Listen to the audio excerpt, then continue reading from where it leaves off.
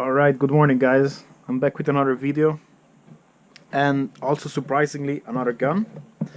What I got today here for you is a very nice LMT MLC Mars. I'm not sure exactly what the name is. It's the DI 11-inch LMT that is currently on sale. I was lucky enough to get my hands on one, still under the old gun law in Switzerland. I ordered ahead of time some purchase permits, and when I heard that these were on sale, I was like, price is very good, quality is very good, they already have an LMT lower. And I pulled the trigger on the gun, the sling, as well as, I don't know, 5 or 6 mags, the whole package. And I also got this Holosun Gold, which is, just to be pimping out there at the range. I'm gonna start a little bit with why I got this gun, why I think it's really good compared also to the ones that I already have, why I think it fits my collection, and for what purpose I got it. And then I'm also going to tell you what I have in the pipeline for the upcoming months. So, LMT. I mean, who doesn't know LMT? I don't know where to start. LMT has been in the US government contract game for quite a long time with different products. They've been supplying barrels, other accessory, whatnot, to regular forces and US special forces. They are actually in the game for the stock, the Submo stock that you probably know and love from marketing setups. What you don't really see in the US forces and also out there in the wild are actually like complete LMT guns. This is a bit unusual. They do have like 10.3 or no, I think 10.5 CQBR uppers with fixed frontside post. That you see every once in a while as part of the marketing Mod Zero setups. But this type of guns, especially with this upper receiver, in like Western forces, it's mostly like really exotic. Having said that, there are a couple of countries that have adopted LMTs, although not the direct impingement guns. Most notably New Zealand, and I think Estonia or Lithuania or something like this. They have this like an LMT, like I think 16-inch, although with the piston-driven one, as their standard assault rifle. And also the UK forces have bought the 7.62 platform with a whole optics setup. I think it's called L129 or something like this. I don't know. They have bizarre naming conventions. Anyhow, so I mean, they are contracting quite some. They have quite some good government contracts. LMT. It's just not the typical tactical gun that you see and that you know and love and that you know from my collection. I have 416, SCAR, G36, SIG 553s, whatnot. So, I've always said that I'm really into like historical value of guns and the historical, also the significance from a design standpoint. What does this LMT have that's so special? Well, actually, where do you start? Probably the most important, like the most prominent aspect that got me into the purchase is just the sheer value for money. Okay. So for a price that it's what you actually pay for an H&K MR223 roughly. For a little bit more, I got the full combat loadout with the LMT magazine. Okay, this is another like cheap ass Brownells ones, real LMT. I mean, for sure it's just white label Brownells anyway. So I'm gonna catch some flack on that. So I got the full combat loadout on the USGI mags, which are always cool. I got a fucking LMT sling. Okay, which is also probably just some made in China sling with just LMT label, but still. The coolest thing actually is not only did I get a lot of goodies, but you get a lot of gun too. All right. So, what do we mean by that? You actually get two things in one that are quite particular, because this gun is actually, as such, it was hard to find a name, and as a matter of fact, it is because I don't know. It seems like it's put together from different products that they just market. So the Mars lower is standalone, an awesome lower that I can highly recommend from any of your AR platforms, and I'm gonna go into detail on that one as soon as I tell you about the upper, which itself is a really amazing product. It's like it's machined from just a unique piece of aluminium. So you can see it's not like the handguard is put together, it's not welded, it's one, like the upper is one full thing. And so the rigidity and accuracy of this one is supposed to be, you know, really top notch. Now, it's a DI gun, 11-inch. The gas block in itself is also special, so it's not like they were cheap asses on the gas block. So you got an awesome lower, the Mars lower, which is fully ambidextrous, and I'm gonna go into detail on the fully ambidextrous because I have some stuff to say on that. And then the upper itself is like top game already. The charging handle is also not bad. It's like super ambi also. The gun feels really good. Okay, it's really great in your hands. Let's start from the lower. Okay. Let's see if I can get a hold of this one.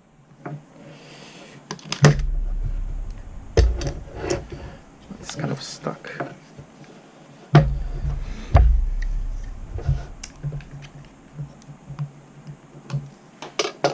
hate it when a fucking lower is blocked. Alright, who gives a shit? I'm not gonna take off the lower. She's a pity actually. No, now it's coming off.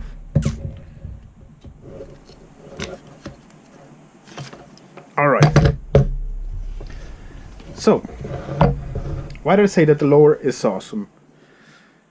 When I say fully ambidextrous, I mean I've tried my fair share of fully ambidextrous stuff, and I have sort of, I have been what's out there. Okay, the Scar is supposed to be fully ambidextrous. Okay, is it fully ambidextrous? Yes, and no. I mean, okay, sure, you can drop the magazine from both sides. Okay, these Mediguns do it, but or the H&K as well. That's also really fully ambidextrous. But this one is just really not only fully ambidextrous, it's also really quite ingeniously engineered. So if you're a right-hand side shooter, on the right-hand side you got the mag drop, okay, mag release, tack as usual, and then the little ping pong pedal to just release the ball catch as you would expect it. Now, if you're a left-hand shooter or if you're shooting offhand, you have the mag release really cleverly placed here, exactly where your finger goes. Okay, so really it feels really natural even if you're shooting offhand. It's placed really at the best position where I've ever seen it. And then not only that, but the mag release is also really strategically placed where you would expect it. And now, so this is one thing, but the coolest thing that I found on the mag release for the offhand shooting is when you're actually manipulating the gun and you rack the bolt through the gear, you can actually hold the bolt open directly, really conveniently with your index finger from here, which somehow I think this is the most natural ambi lower that I've ever seen, and it's really full ambi from every perspective. I mean, don't take me wrong, I mean, for instance, the H&K is also ambi, but the H&K is not that intuitive for offhand shooting as this one. The mag drop, the mag release button on the HK is not here. This is another type of lever, and it's not that intuitive. I don't think, and also the bolt release is a little notch that you pull down, so it's not a pedal. And really, congrats LMT, this Mars lower, in and of itself, is a good purchase. I mean, it's a one-stop shop lower. The trigger is really good. You can get different options. I think this one came with the standard 2-stage. So the trigger in and of itself, as said, is not bad. So I don't think that you need a geyser or something like this unless you want to really be like tactical to the next level. So trigger is good out of the box. Everything is where it should be. Like if you have some decent proficiency with ARs, you're gonna think, man, where has this lower been? I don't know of any other lower that's configured ambi in this like this. I haven't tried the Knight's Armament, the latest one, but like everything out of HK or other platforms like AR derivatives, nothing comes close to this one. Plus the ergo grip is really not bad. I mean, this one is tight as fuck, so it's super snug. I was reading that they got some special coating also for the tube here. Not really as smart as to understand what exactly it is, but it feels, you know, really tight. So the lower in and of itself is a great product. I mean, they have it on Brownells. It's quite expensive if you get it standalone, but it's cool. Like the MARS-L, guys, comes highly recommended. So if it had a shitty upper, I bought the Mars lower, I potentially would have bought it just, you know, to get the Mars lower. And now let's have a look at the upper. I have mixed feelings on the upper, okay? Why? So, M-Lock, okay? I'm not really a fan, but I kind of see that it's, you know, it has some added value. I don't think that I'm not really one of these super high speed, low drag operators that, you know, need to shave each fucking gram of the gun for reasons, okay? So for just any reason, I don't care, you know? Quad rails, doesn't have to be, but they're fucking awesome. Take H&K, first gen, awesome. Quad rail, I dig it. Other quad rail, SIG 553, got it. On the G36 platform, quad rail, it's awesome. On the Scar, the quad rails, why not? So for me, it doesn't have to be M-Lock just for reasons. But now I have to reckon, guys. And now here, stay with me, okay? Because if we go into the whole super high-speed, low-drag uppers with M-Lock, I mean, a friend of mine recently purchased the URGI upper. There was also sale. It also was the Brownells was selling. That's got a Geisele rail, like the super duper normal rail, so to speak. Normal. Why? Because at the end, I mean, don't tell me that it's better than this one. That upper alone was already an expensive motherfucker. Okay. Now comes LMT. 11-inch barrel. I mean, LMT barrels. I'm not an expert in metals, but this must be fucking AAA. So barrel, top notch.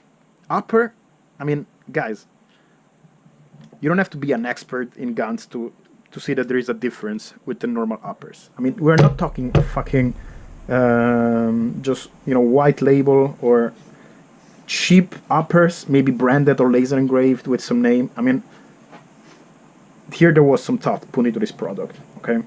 I'm not aware of any other vendor that sells something like this, you know, of the top-notch brands that supply also LE and military. This is cool. This speaks on itself. This says, look, we don't give a shit if it's more expensive, but we're gonna go all out, okay? This is what this gun says. We're gonna go all out, you're gonna get everything that we can give you to get started with something really good. And guys, this LMT per se really doesn't have any history, didn't kill anyone famous like the 416, was not featured in any specific movie, was not featured in any particular game, so it's not fucking Modern Warfare. But when you go to the gun shop and you see what the fuck they are selling for this the same price, you cannot wonder that, I mean, this one actually deserves your money more than anything else, if you're being honest to yourself. And that's the key, guys, being honest to yourself. I mean, I bought this gun to be my sort of AR workhorse. Why? It's not gonna sell, it's not gonna lose any sort of collection value, because this gun, per se, this gun is humble, okay? This is not a clone, correct HK 416 Gen 1 anodized that cost you fucking 10 grand, post some Instagram pictures and then you're afraid to take it to the range. No. This is a humble gun, take me to the range, abuse me, misuse me, don't treat me nice gun, okay? I think it's gonna perform like AAA. Nothing sort of nothing to hide beyond, you know, H and K and everything else. I mean, it just can't be. I haven't shot this yet, just because I've been really busy at work lately. But I mean, I'm sure that once you set it up, just basically just means to zero the fucking thing and make sure it's lubricated correctly. I mean, this gun is just gonna run until it dies. Accuracy, I don't have any concerns. 11-inch barrel, not quite sure on 11-inch per se. I would have liked it to be a bit shorter, just because I really like 10.3, 10.5, 10.4. But who gives a shit? I mean, probably there was some thought into this. And the lower, man. The lower, I mean, this is a thing that you could actually fucking put on the wall. Because it's just so cool. I mean, it's just so ingenious, and it just feels like it came out of your hands. I mean, when you take this and you start touching, everything is where it should be. Like, if you could use this thing blindfolded. You could fucking be Andrea Bocelli or Ray Charles, have never shot a gun, take this one in your hands, and just manipulating it like Garand Thumb or fucking Modern Warfare operators. This thing is just naturally, just everything just flows and is where you would expect it to be. Like, as far as really prove me wrong or change my mind, but I think I've tried my fair share of ambi lowers, and this one is really good. And it has a stiff price. I mean, if you go on Brownells, I mean, the Knight's Armament lower, I think it's as expensive as this one. And that says it all. Because fucking Knights, honestly, sometimes, I mean, it's cool and I have Knight stuff, but the micro sights, they go for like $200-300. I mean, it's just a ripoff, okay? So Knights is overpriced. This one, you know, for the same price, I think this is fair. I mean, it's expensive, but if you want to get just one lower, and it's the one lower that will be your life and death lower, I mean, this has to be it. This is like a no bullshit lower with some engineering, with some thought. It's good production value, good trigger, good stock, good grip, the trigger guard, everything. I mean, come on. So, where does it fit into my collection? Well, I said this is sort of like an odd one. Since it doesn't really have any historical value or any particular reason why you should buy this one and not some other AR-15, or that beyond the pure functionality aspects. This is just going to be like a workhorse, just to go to the range, and when I don't want to just unpack and rechange all of the configuration of my other SBRs. This one will probably do it all. I mean, 11-inch. It's like sort of the Goldilocks between super short and maybe a 14-inch. So maybe it's got some decent performance beyond 100 meters.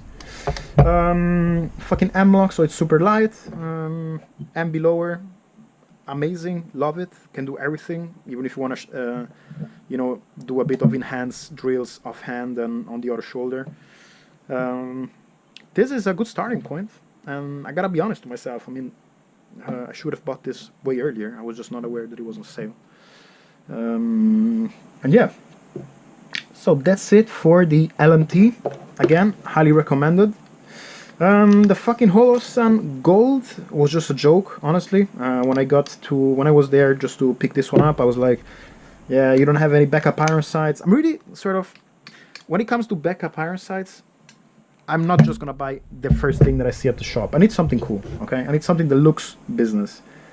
They had some cheap ass stuff, or, you know, the Magpul stuff. I just don't care. No, I don't like them. Okay, I like the design. I'm not gonna buy them. So I was like, you know what? This one was like $300 or a bit more. It came with the mount, battery. I was like, you know, $50,000. It's not anymore just pure endpoint exclusivity, the long battery length. So I was like, give me something cool. And the guy was like, man, gold is for you.